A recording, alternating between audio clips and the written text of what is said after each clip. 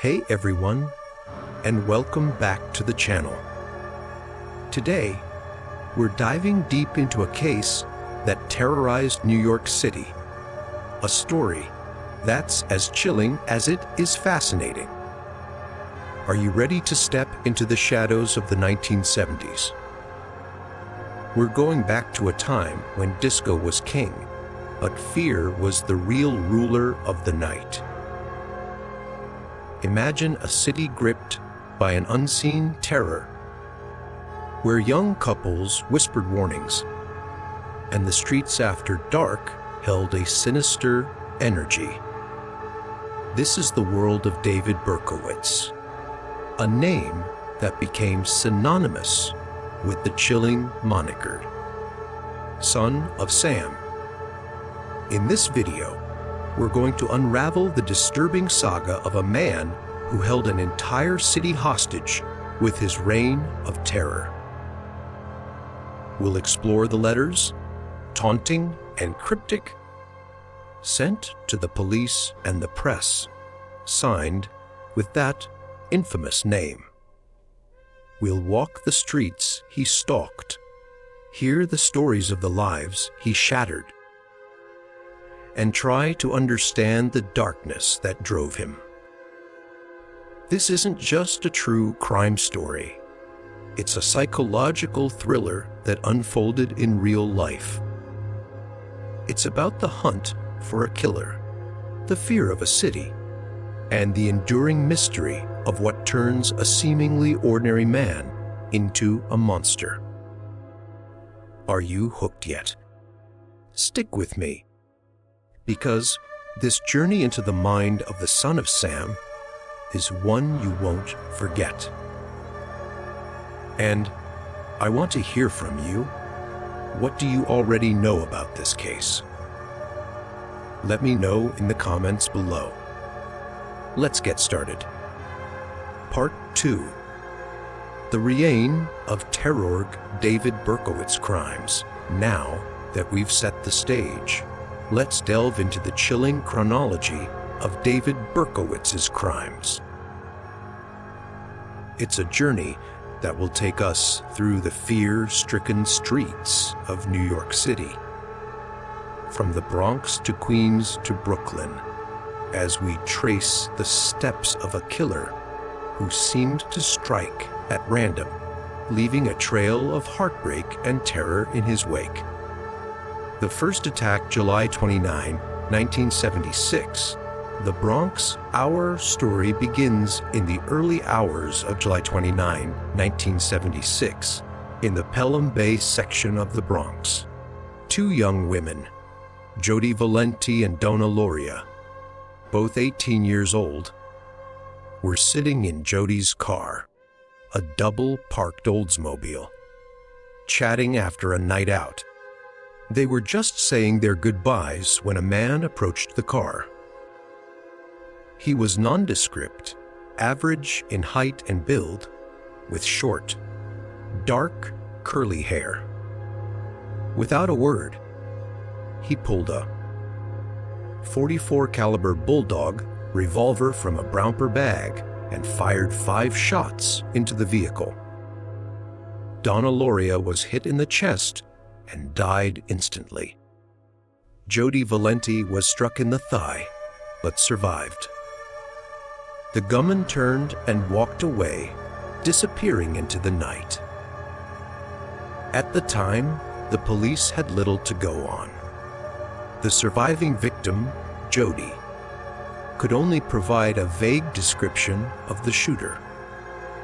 There were no apparent motives, no connections to the victims. It seemed like a senseless act of random violence. Little did anyone know, this was just the beginning. It was the opening act of a terrifying play that would soon grip the entire city in fear. Escalation, October 23, 1976. Queens, a few months later. On October 23, 1976, the terror continued, this time in Flushing, Queens. Carl Denaro, and Rosemary Keenan, 18, were sitting in Keenan's parked Volkswagen Beetle when the windows suddenly shattered. Denaro, initially thinking someone had thrown a rock, realized he was bleeding from a head wound. They had been shot. Denaro had a bullet lodged in his skull, while Keenan suffered only minor injuries from the shattered glass. Both survived, but the shooter, once again, vanished without a trace. The police began to suspect a connection to the earlier Bronx shooting, noticing a similar pattern: young couples targeted in parked cars late at night. The pattern emerges November 27, 1976, Queens. Just a month later, on November 27, 1976, two high school students, Donna DeMasi, 16, and Joan Lomino, 18, were walking home in Floral Park, Queens, after a night out. A man approached them, asking for directions. Suddenly, he pulled out a revolver and shot them both. Lomino was hit in the spine and paralyzed from the waist down. DeMasi was shot in the neck but survived. The description of the attacker, a man with dark, curly hair, matched the previous shootings. The police now knew they were dealing with a serial shooter, but his identity and motives remained a mystery. The letters beginning April 17, 1977. The Bronx, the next attack, on April 17, 1977, marked a turning point in the case. Alexander Esau, 20, and Valentina Suriani, 18, were sitting in Suriani's car near her home in the Bronx. The gunman approached and fired 2 shots into the car, killing both victims instantly. This time, however, the killer left a calling card. A handwritten letter addressed to NYPD Captain Joseph Borelli was found near the scene. The letter was rambling and filled with disturbing imagery. The writer claimed to be the son of Sam and taunted the police, promising more killings. The letter, a chilling manifesto of a disturbed mind, read in part, "I am deeply hurt by your calling me a women hater. I am not, but I am a monster. I am the son of Sam. I am a little brat. When Father Sam gets drunk, he gets mean. He beats his family. Sometimes he ties me up to the back of the house. Other times he locks me in the garage. Sam loves to drink blood. Go out and kill, commands Father Sam. Behind our house some rest, mostly young, raped and slaughtered, their blood drained, just bones now." The letter was a game changer. The killer now had a name, a persona. The son of Sam was no longer just a shooter. He was a self-proclaimed monster, reveling in his crimes. The media seized on the name, and the son of Sam quickly became a household name, a symbol of the terror that gripped the city. The media frenzy, May 30, 1977, Queens, the son of Sam. Killings continued. On May 30, 1977, Christine Friend, 26, and her fiancé, John Deal, 30, were sitting in Dial's car in Forest Hills, Queens, after a night at the movies. The gunman approached and fired 3 shots into the car. Friend was struck in the head and died a few hours later. Dial was unharmed. The media coverage of the son of Sam killings had reached a fever pitch. Newspapers ran daily updates on the case, speculating about the killer's motives and next targets. The city was on edge. Young couples avoided going out after dark. The police were under immense pressure to catch the killer. The son of Sam had become a public enemy number one, a phantom terrorizing the city. On June 26, 1977, Salvatore Lupo and Judy Placido, both in their late teens, were sitting in a parked car after leaving a disco in Bayside, Queens. Suddenly, a man fired into their car, hitting both victims multiple times. By some miracle, both survived. However, the son of Sam's deadly spree continued. The final attack, July 31, 1977. Brooklyn, the last attack occurred on July 31, 1977, in the Bath Beach section of Brooklyn. Stacy Moskowitz, 20, and Robert Violante, 20, were on their first date, sitting in Violante's car after a night at the movies. The gunman approached and fired 4 shots into the car. Moskowitz was struck in the head and died a few hours later. Violante was hit in the face and blinded in one eye, with limited vision in the other. This attack would prove to be the turning point in the investigation. A witness had seen a suspicious man near the scene and, crucially, had noticed a detail that would ultimately lead to the killer's capture. The investigation heats up while the son of Sam continued his horrifying attacks. The police investigation struggled to gain traction. They had a rough sketch of the suspect based on witness accounts, but no concrete leads.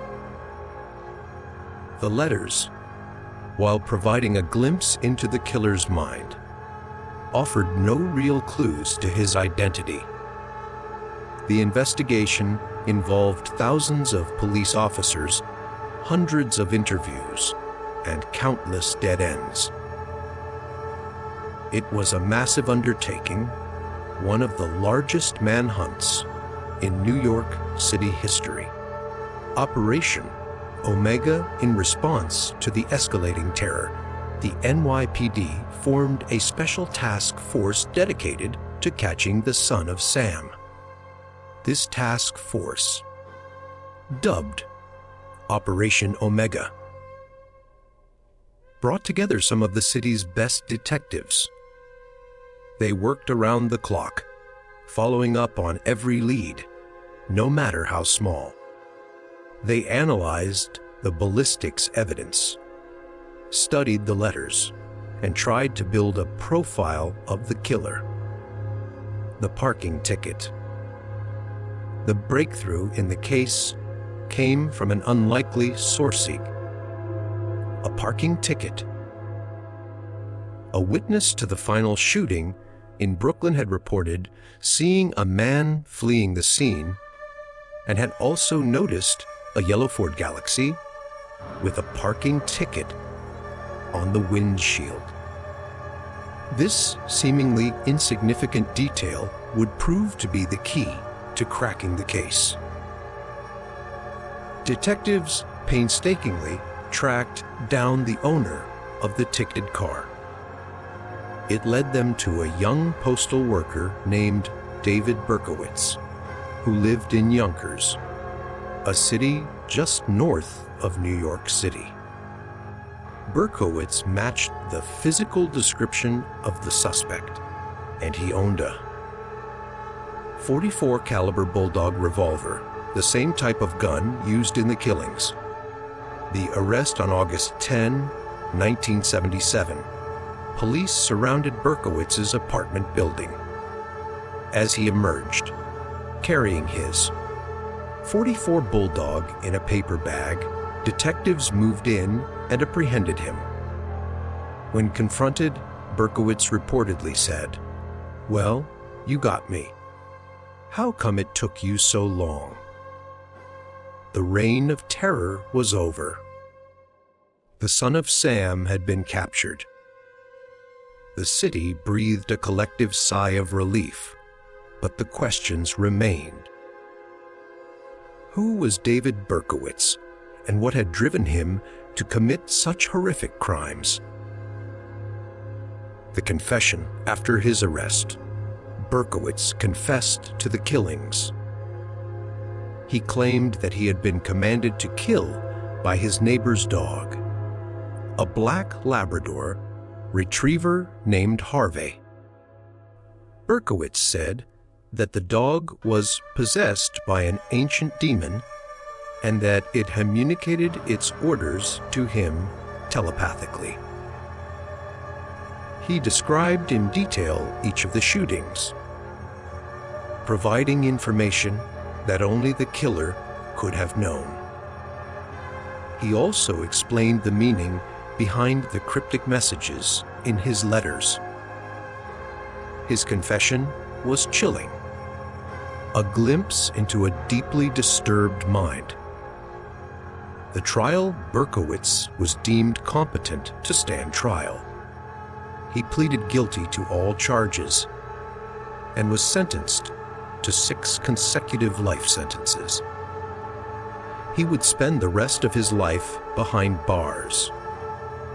The legal proceedings were relatively straightforward, but the public's fascination with the case continued. The motiving, demons or something else? The question of Berkowitz's motive has been debated for decades. Was he truly driven by demonic voices, as he initially claimed? Or was there a more rational, albeit still disturbing, explanation for his actions? Many experts believe that Berkowitz's story about the demon dog was a fabrication, an attempt to avoid responsibility for his crimes or to secure an insanity defense. Some have suggested that he was motivated by a hatred of women or by a desire for fame and attention. The son of Sam. Laws? The Berkowitz case had a lasting impact on the legal landscape. In response to concerns that he might profit from his notoriety by selling his story, New York State passed the first Son of Sam law. This law, and similar ones subsequently enacted in other states, prevents criminals from profiting from their crimes through book deals, movie rights, or other forms of media. Berkowitz's later years, a changed man. In the years following his conviction, Berkowitz renounced his claims about the demon dog. He converted to Christianity and expressed remorse for his crimes.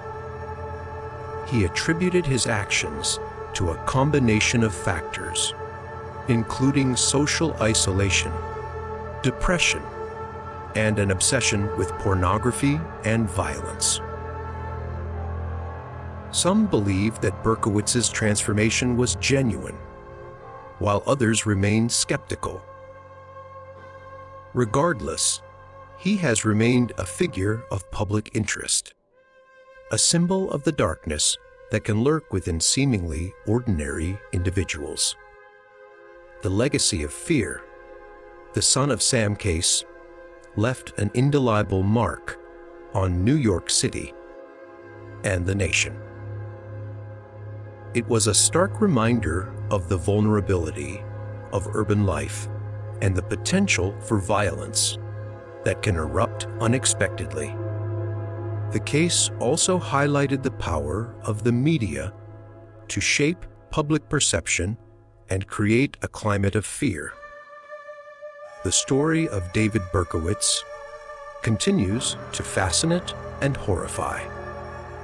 It serves as a cautionary tale, a reminder of the importance of mental health awareness, and a testament to the resilience of a city that refused to be defined by the actions of one man. This is where we'll pause our exploration of the son of Sam's crimes. In the next section, we'll examine the police investigation in more detail, highlighting the challenges and triumphs of the detectives who worked tirelessly to bring Berkowitz to justice. Stay tuned, because the story is far from over. We still have to delve into the mind of the killer and try to understand the why behind the terror. This is a complex case, and there are still many layers to uncover. Part 3. The Manhunt. The police investigation into the son of Sam. The capture of David Berkowitz, the self-proclaimed son of Sam, was not a swift or easy victory. It was the culmination of a year-long investigation, one of the most extensive and challenging manhunts in New York City's history. This was a case that pushed the NYPD to its limits, forcing them to adapt, innovate, and ultimately persevere in the face of unprecedented terror. A slow start, early challenges, and missteps in the initial stages. The investigation was hampered by a lack of evidence and the seemingly random nature of the attacks. The first shooting, the murder of Donna Loria, and the wounding of Jody Valenti yielded few clues. The vague description of the assailant, a white male with dark, curly hair, was not much to go on. There were no witnesses, no fingerprints, and no apparent motive. The police initially treated the shooting as an isolated incident, possibly a crime of passion or a case of mistaken identity. However, as the shootings continued, each with a similar modus operandi, young couples attacked in parked cars late at night, a chilling pattern began to emerge. The second attack, the shooting of Carl De Niro and Rosemary Keenan, added another layer to the puzzle. Ballistics tests confirmed that the same .44 caliber weapon had been used in both incidents. The police now realized they were dealing with a serial shooter, but his identity remained elusive. The pressure on the police mounted with each subsequent attack. The shootings of Donna DeMasi and John Lomino, and then the double murder of Alexander Esau and Valentina Suriani, further fueled public fear and media scrutiny. The police were criticized for their inability to catch the killer, who seemed to be operating with impunity. The letters, a glimpse into the killer's mind. The arrival of the first son of Sam letter, left at the scene of the Esau and Suriani murders, marked a turning point in the investigation. It was a chilling communication, filled with disturbing imagery and cryptic messages. The writer, identifying himself as the son of Sam, taunted the police and promised more killings. The letter provided the first real glimpse into the killer's mind, but it offered few concrete clues to his identity. The rambling, often incoherent text suggested a deeply disturbed individual possibly someone with a history of mental illness. The police released the letter to the public, hoping that someone might recognize the handwriting or the peculiar language used by the writer.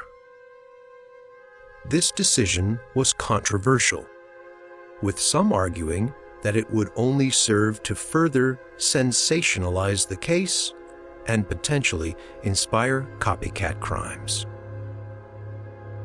However, the release of the letter did have one significant consequence. It gave the killer a name. Son of Sam quickly became a household name, a moniker that would forever be associated with the terror that gripped the city. Operation Omega.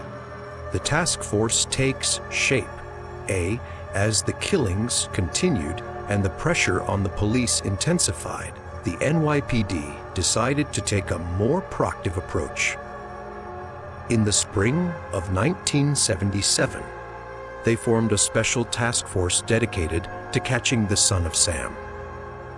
This task force, officially designated Operation Omega, brought together over 200 of the city's top detectives, analysts, and forensic experts. Operation Omega was headquartered at the 110th Precinct in Queens, the borough where most of the attacks had occurred. The task force was led by Deputy Inspector Timothy Dowd, a seasoned homicide investigator with a reputation for tenacity and meticulous attention to detail. Dowd and his team faced a daunting task. They had to sift through thousands of leads, interview hundreds of witnesses, and analyze a growing body of forensic evidence. They also had to contend with the intense media scrutiny and the ever-present fear that the son of Sam would strike again. Profiling the killer, a psychological puzzle, one of the key strategies employed by Operation Omega was criminal profiling. The task force consulted with psychiatrists and psychologists to develop a psychological profile of the killer. Based on the limited information available, they theorized that the son of Sam was likely a white male in his 20s or 30s, a loner with a history of social isolation and possibly mental illness. The profile suggested that the killer was likely intelligent, but socially awkward, with a deep-seated resentment towards women. He may have had a history of petty crime or other antisocial behavior. The profile also suggested that the killer was probably familiar with the areas where the attacks occurred, possibly living or working in one of those neighborhoods. While the profile provided some valuable insights, it was not a precise roadmap to the killer's identity. It offered a general framework, a set of characteristics that could help narrow down the list of suspects. However, it was not a substitute for solid evidence. The ballistics evidence egg, the .44 caliber bulldog. The ballistics evidence was one of the few concrete clues the police had to work with. The .44 caliber bulldog revolver used in the shootings was a relatively uncommon weapon. Operation Omega focused on tracing the origins of the gun, hoping to find a link to the killer. Detectives contacted gun dealers, checked stolen property records, and followed up on every lead related to the .44 Bulldog. It was a painstaking process, involving countless hours of legwork and a fair amount of luck. They also researched past crimes to determine whether a similar weapon had been used before. The witness accounts. A composite sketch, witness accounts, though often vague and unreliable, provided another avenue of investigation. The police interviewed dozens of people who had seen suspicious individuals near the crime scenes. Based on these interviews, they developed a composite sketch of the suspect. The sketch depicted a white male with dark, curly hair, a description that matched the earlier accounts from surviving victims. However, the sketch was not particularly distinctive. It could have described thousands of men in New York City. Despite its limitations, the sketch was widely circulated in the media. The police hoped that someone might recognize the man in the sketch and come forward with information. The widespread distribution of the sketch also helped to heighten public awareness and keep the pressure on the killer. Yonkers connection, a crucial lead as the investigation continued. Detectives began to focus on the city of Yonkers, just north of the Bronx. Several witnesses had reported seeing a suspicious man in the vicinity of the crime scenes, and some had even mentioned seeing a car with a Yonkers address. This was a significant development. Yonkers was a relatively small city, and the possibility that the killer might live there offered a new avenue of investigation. Detectives began to canvass the area, interviewing residents and looking for anyone who matched the description of the suspect. The parking ticketing, the breakthrough in the case finally came from unexpected source, a parking ticket. A witness to the final shooting in Brooklyn, the murder of Stacy Moskowitz and the wounding of Robert Violante, had reported seeing a man fleeing the scene.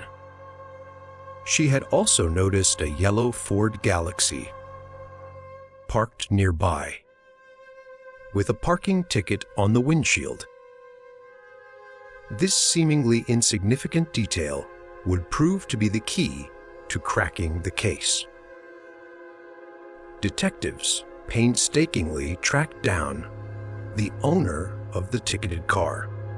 It led them to a 33-year-old postal worker named David Berkowitz, who lived in an apartment building on Pine Street in Yonkers. The surveillancing, watching and waiting. Once Berkowitz was identified as a potential suspect, Operation Omega placed him under surveillance. Detectives watched his apartment, followed him to work, and monitored his activities. They discovered that Berkowitz owned a .44 caliber Bulldog revolver, the same type of gun used in the killings. The evidence against Berkowitz was mounting, but it was still largely circumstantial. The police needed more to make an arrest. They obtained a warrant to search his apartment and his car, hoping to find something that would definitively link him to the crimes. Well, arrest. You got me. On the evening of August 10, 1977, police surrounded Berkowitz's apartment building as he emerged carrying his 44 bulldog in a paper bag, detectives moved in and apprehended him. When confronted, Berkowitz reportedly said, "Well, you got me. How come it took you so long?" The arrest was a major victory for Operation Omega and the NYPD.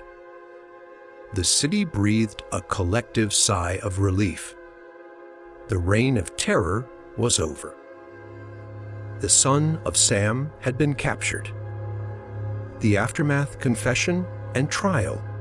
Following his arrest, Berkowitz confessed to the killings.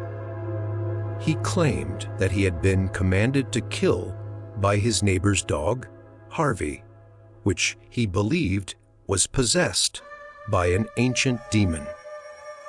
His confession was detailed and chilling, providing information that only the killer could have known. Berkowitz was deemed competent to stand trial. He pleaded guilty to all charges and was sentenced to 6 consecutive life sentences. The legal proceedings were relatively straightforward, but the public's fascination with the case continued.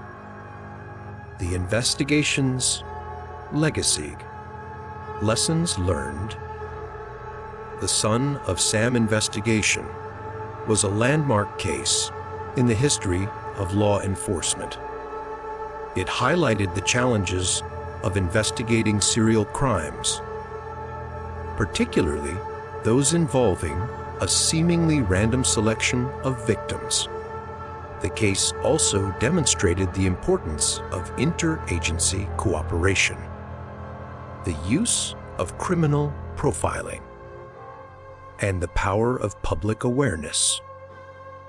The investigation was not without its flaws. There were missed opportunities, communication breakdowns, and instances where valuable leads were not followed up on in a timely manner. However, despite these shortcomings, the NYPD ultimately succeeded in capturing one of the most notorious serial killers in American history. The Son of Sam case left a lasting legacy. It led to changes in police procedures, improved communication between law enforcement agencies, and a greater emphasis on the use of forensic science in criminal investigations. The case also had a profound impact on the public's perception of crime and safety in urban environments. The end of the hunt, the capture of David Berkowitz, marked the end of a dark chapter in New York City's history. The Son of Sam killings had terrorized the city for over a year, leaving a trail of death and destruction in their wake. The investigation had been long and arduous, but in the end, justice was served. The story of the Son of Sam, however, does not end with his capture. There are still many unanswered questions about his motives, his mental state, and the true extent of his crimes. We will delve into those questions in the next part. We will try to understand what drove a seemingly ordinary postal worker to become one of the most feared killers in American history. The story continues, and it only gets more complex as we try to piece together the puzzle that was David Berkowitz. Part 4, Inside the Mind of a Killer. A psychological analysis of David Berkowitz. The arrest and confession of David Berkowitz brought an end to the Son of Sam's reign of terror. But it also raised a host of new questions. What drove this seemingly ordinary postal worker to commit such horrific crimes? Was he truly insane, as his claims about demonic commands suggested? Or was there a more complex, more human explanation for his actions? This is where we delve into the murky realm of criminal psychology, attempting to unravel the twisted mind of a killer. It's a journey into the depths of human darkness, a search for answers that may ultimately prove elusive. The demon dog. Defense, insanity, or deception? Berkowitz's initial claim that he had been commanded to kill by his neighbor's dog, a black Labrador retriever named Harvey, was the most sensational aspect of the case. He insisted that the dog was possessed by an ancient demon that communicated with him telepathically, instructing him to carry out the murders. This demon dog, defense, as it came to be known, was met with widespread skepticism. Many, including law enforcement officials and mental health professionals, believed that Berkowitz was fabricating the story to avoid responsibility for his crimes or to secure an insanity plea. The psychiatric evaluation SEV. A divided opinion, Berkowitz underwent extensive psychiatric evaluations following his arrest. The results were mixed, with experts offering differing opinions on his mental state. Some psychiatrists diagnosed him with paranoid schizophrenia, a severe mental illness characterized by delusions, hallucinations, and disorganized thinking. These experts believed that Berkowitz's claims about the demon dog were genuine delusions, symptomatic of his underlying psychosis. They argued that he was not in control of his actions and should be found not guilty by reason of insanity. Other psychiatrists, however, disagreed. They diagnosed Berkowitz with a personality disorder, possibly antisocial personality disorder or schizotypal personality disorder, but not schizophrenia. They believed that he was aware of his actions and their consequences, and that his claims about the demon dog were a calculated attempt to manipulate the legal system. The verdict: legally sane, psychologically complex. Ultimately, the court deemed Berkowitz competent to stand trial and rejected his insanity defense. He was found legally sane and held responsible for his crimes. However, the debate over his mental state continued long after his conviction. The question of whether Berkowitz was truly psychotic or simply a skilled manipulator remains a subject of ongoing debate among forensic psychologists and criminologists. There is no easy answer, and the truth may lie somewhere in between. Beyond the demons, exploring alternative explanations, if we set aside the demon dog narrative. What other factors might have contributed to Berkowitz's descent into violence? A closer examination of his life reveals a complex interplay of psychological, social, and environmental influences that may have shaped his behavior. Early life and adoption, a foundation of instability. David Berkowitz was born Richard David Falco in Brooklyn, New York, in 1953. His biological mother, Betty Falco, gave him up for adoption shortly after his birth. He was adopted by Nathan and Pearl Berkowitz, a Jewish couple who owned a hardware store in the Bronx. Berkowitz's early life was marked by instability and a sense of abandonment. He was reportedly a difficult child, prone to temper tantrums and destructive behavior. He struggled in school and had difficulty forming relationships with his peers.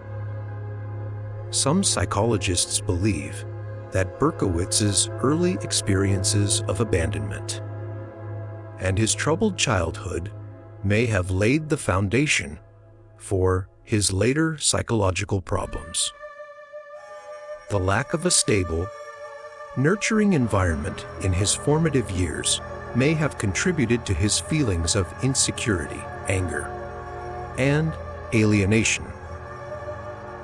Social isolation and loneliness are a breeding ground for resentment.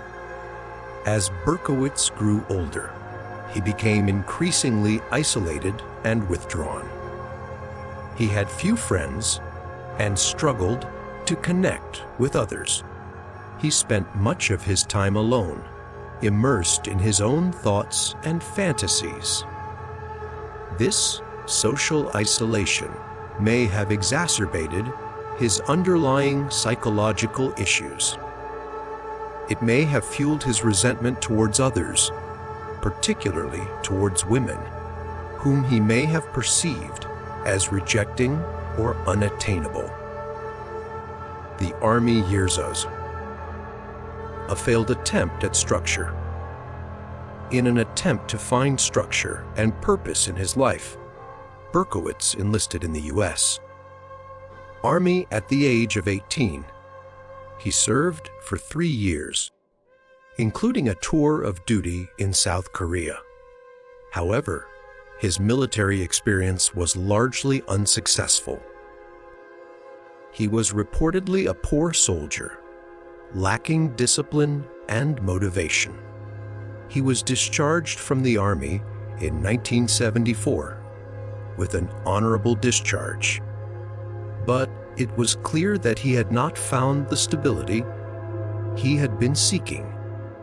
Some speculate his time overseas exposed him to violent situations that may have further desensitized him. The return to civilian life. A downward spiral after his discharge from the Army. Berkowitz returned to New York City and drifted from one low-paying job to another. He continued to live a solitary existence with few social connections. His mental state appears to have deteriorated during this period. He became increasingly preoccupied with violent and sexual fantasies. He reportedly spent hours poring over pornography and true crime magazines. He also began to experience auditory hallucinations, hearing voices that he believed were commanding him to kill. The role of fantasing, a substitute for reality for Berkowitz. Fantasy may have served as a substitute for a fulfilling reality, unable to form meaningful relationships or achieve success in the real world. He retreated into a world of his own making, a world where he could exercise power and control. His fantasies, initially harmless, may have gradually become more violent and disturbing over time. They may have provided an outlet for his anger, frustration, and sexual urges. Eventually, the line between fantasy and reality may have become blurred, leading him to act out his darkest impulses. The Son of Sam, personage, a mask of power, the creation of the Son of Sam. Persona may have been a key turning point in Berkowitz's descent into violence. by adopting this alter ego, he was able to distance himself from his own actions, to create a separate identity that was capable of committing unspeakable acts. The Son of Sam was everything that David Berkowitz was not: powerful, menacing, and in control. He was a figure of fear and fascination, a character in his own twisted narrative. By embodying this persona, Berkowitz may have felt a sense of empowerment that he lacked in his everyday life. The taunting letters, a cry for help. The letters that Berkowitz sent to the police and the media were a crucial part of the Son of Sam persona. They were filled with cryptic messages, disturbing imagery, and taunting pronouncements.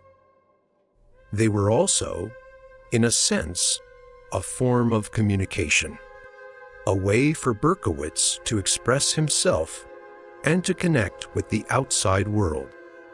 Some psychologists have interpreted the letters as a cry for help, a desperate attempt by Berkowitz to reach out and be understood. They suggest that the letters were not just a means of taunting the police, but also a way of revealing his inner turmoil and his struggle with his own demons.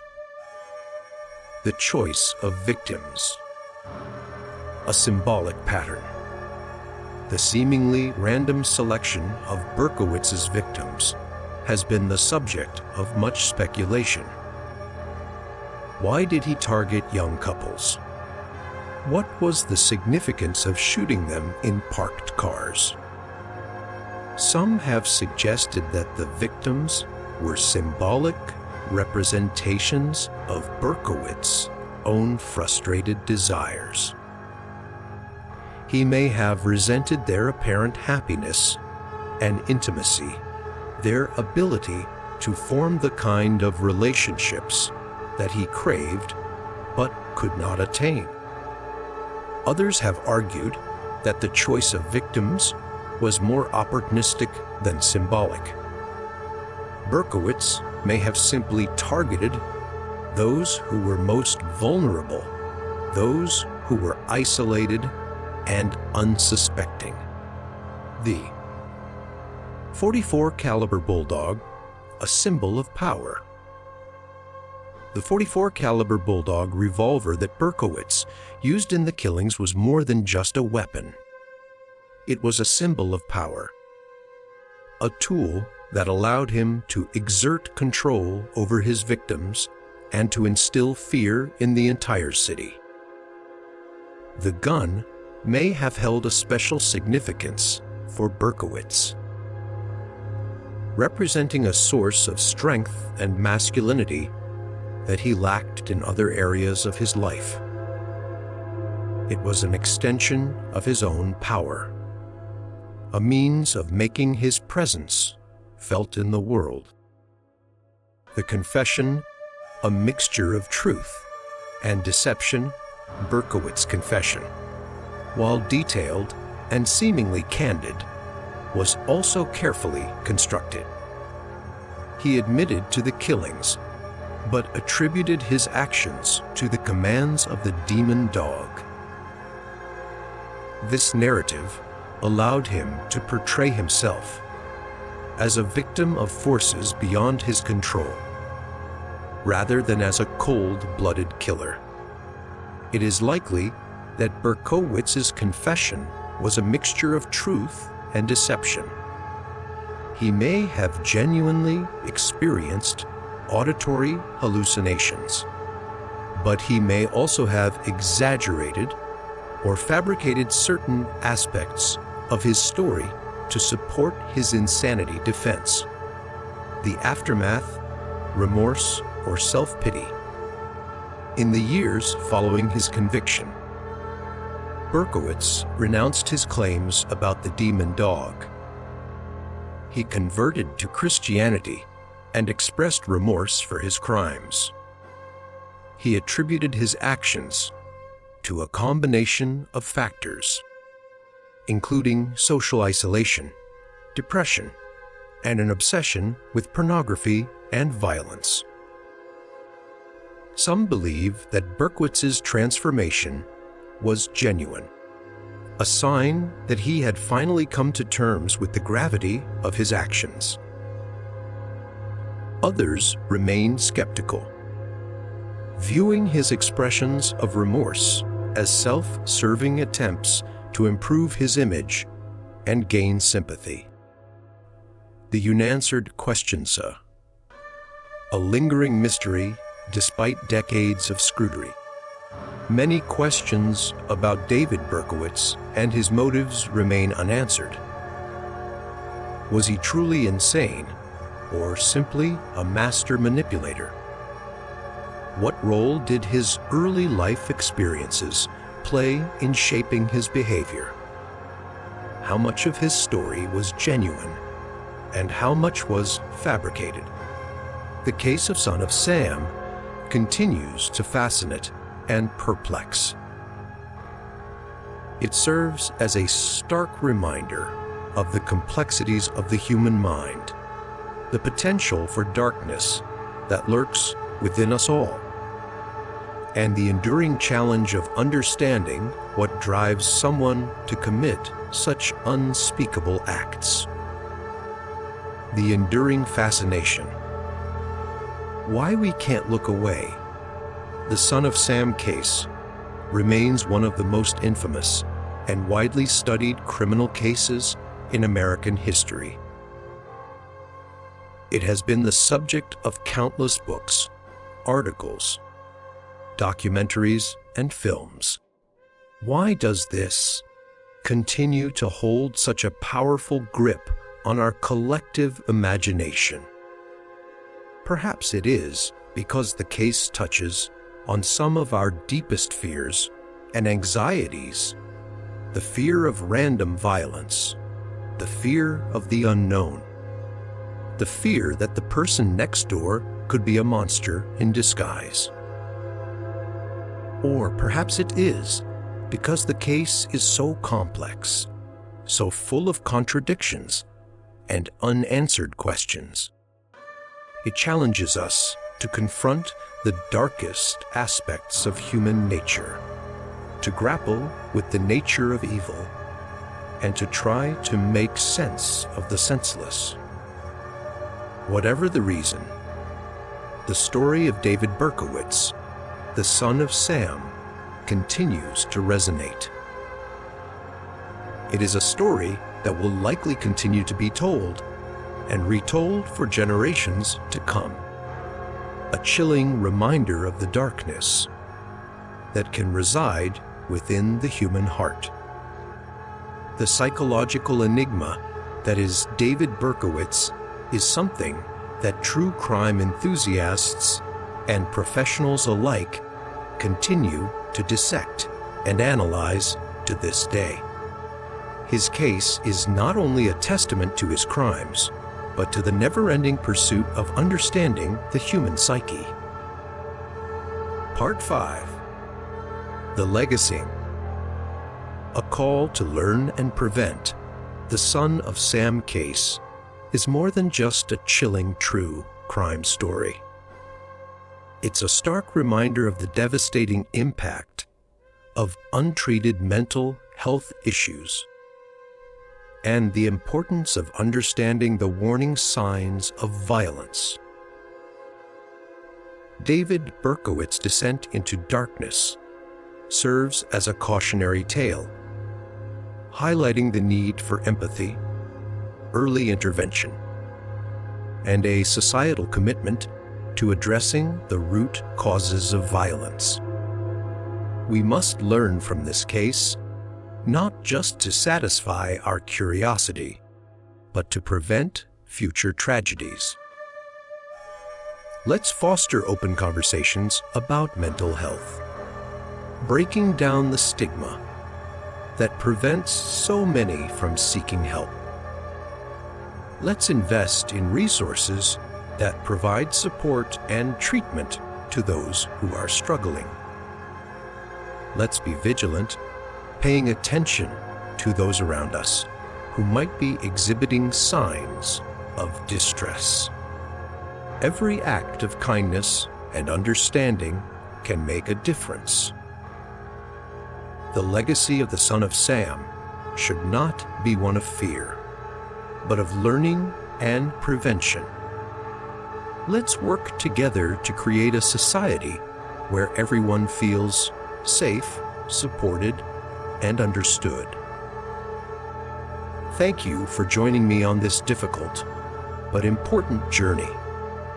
I hope this video has shed some light on this complex case and sparked a desire to learn more.